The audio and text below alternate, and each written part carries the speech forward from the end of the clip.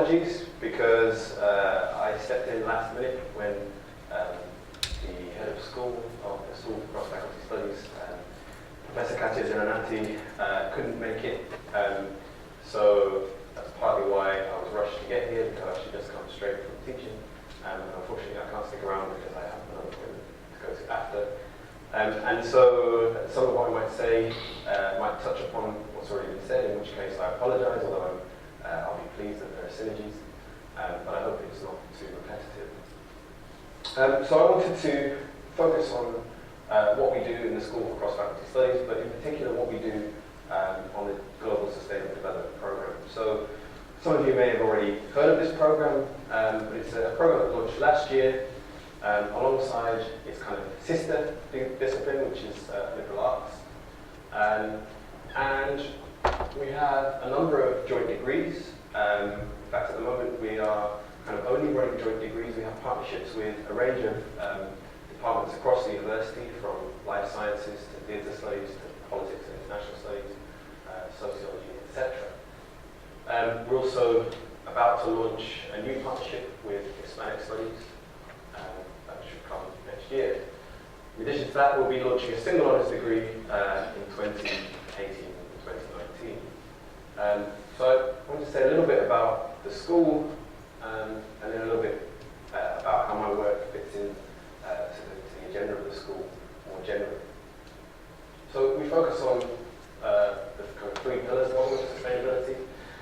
So I would contend that many people are quite aware of the environmental aspect of sustainability and sustainable development, and I suspect that a lot of the discussion today has kind of done a good job of engaging with this environmental dimension. So I also contend that there's fairly widespread understanding that the world, the natural world, involves certain environmental processes, irrespective of whether or not that understanding is actually scholarly robust. I would say that there's quite a high level of lay understanding of the fact that there's a need for environmental sustainability. Likewise, in relation to the economic, I'd suggest that people are quite well versed in terms of thinking in relation to economic indicators, whether those be GDP, growth, debt, credit, etc. Again, with the caveat that perhaps their understandings aren't as well developed as the scholars who might teach in economics and environmental sciences departments would be. But I would further contend that the social aspect of sustainability is much less widely discussed. And what I draw my attention to when I'm focusing on the research of the social aspects of sustainability, and in our teaching on a convener module called the Social Principles of GSD, Global Sustainable Development, which is a first-year introductory module. And what I focus on in that course is the ways in which individual actions and social life is patterned and structured. So there's a repetitive character to social life. People don't make choices and decisions abstracted from a social context. And what this means is that things can happen irrespective of the will of any one individual. In spite of quite a considerable degree of research and scholarship on the social aspect of sustainability, a number of scholars have identified a kind of neglect of that pillar. So to kind of support what I was suggesting previously, their research bears out the fact that the social dimension has generally been considered to be the weakest of three pillars, alongside environmental and economic.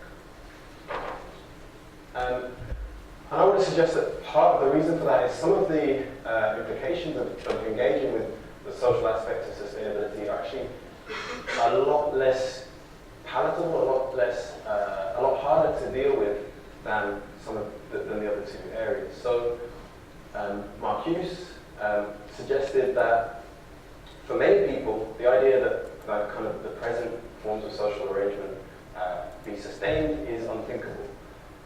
So what I think Mark Hughes is pointing to is the fact that for many people around the world, the current forms of social and political organisation don't do a very good job of satisfying their needs and wants. And because of that, and because of the fact that societies are patterned by inequalities. Valance and Itala have drawn attention to various ways in which the form of social organisation and forms of inequalities can constrain attempts to pursue more environmentally, socially, and economically sustainable forms of action. And they cite a study by Crabtree where they document, Crabtree documents the ways in which poverty constitutes an obstacle to employing solar energy and adopting solar technology. Similarly, Birmingham and Thrush make what would seem like a fairly obvious point, which is that if you can't afford to heat your house or buy food, you're unlikely to be able to afford the expensive modifications that might lead to energy efficiency. You might be thinking about the threat of eviction, you might be thinking about how am I going to afford to pay the rent next month. You wouldn't necessarily be thinking, okay, how can I modify my home to make it more energy efficient?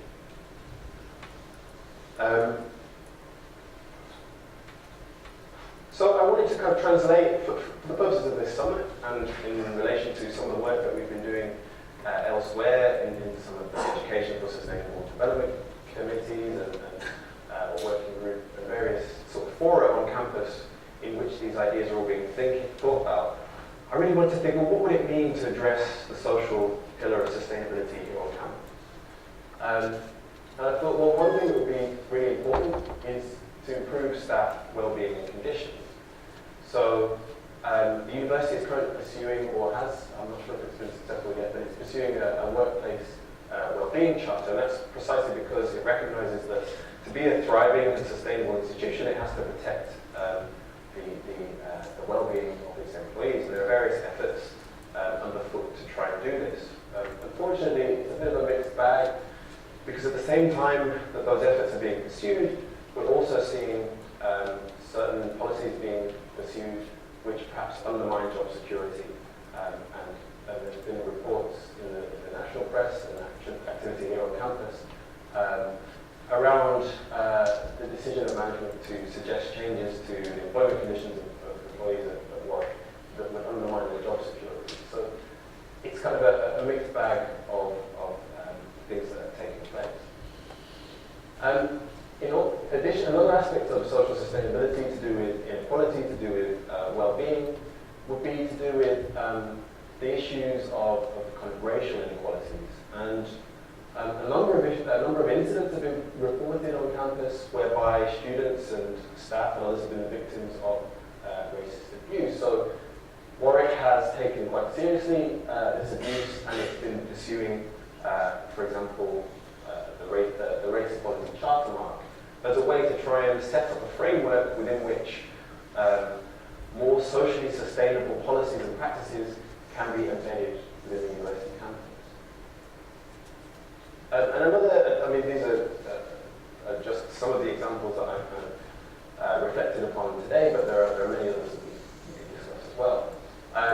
Another one would be to do with improving student well-being. So there's been quite a widely reported increase in mental ill health among students in relation to the rise of fees and the kind of increasing privatisation of higher education institutions.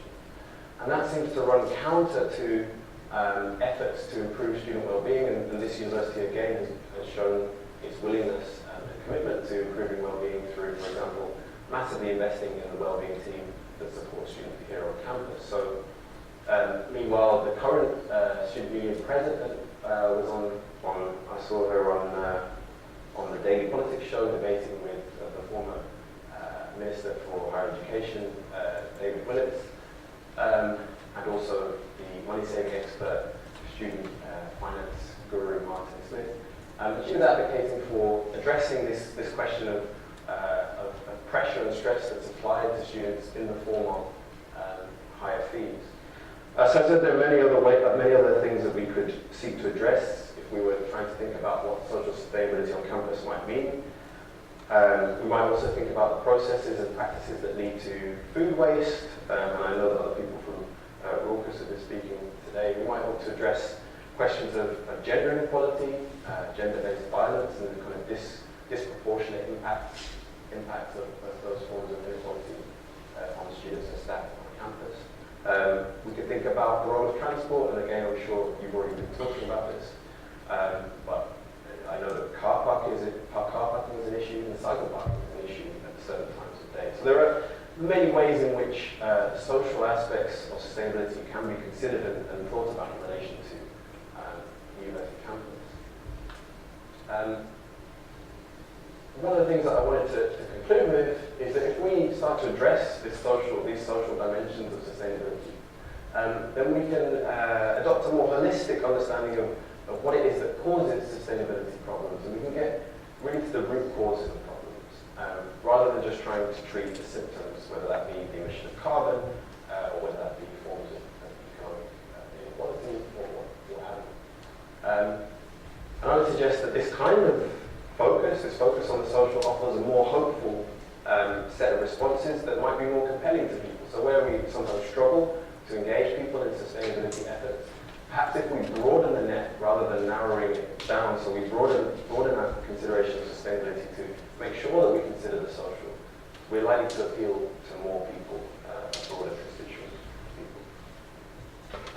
So you might be able to see connections between the very same processes that cause unsustainable behaviours and the processes that cause inequality. So thinking back to the example that I presented from the literature, the fact that people who don't have access to resources aren't able to heat their home adequately are unlikely to be able to adopt the kinds of modifications that might make their homes more energy efficient.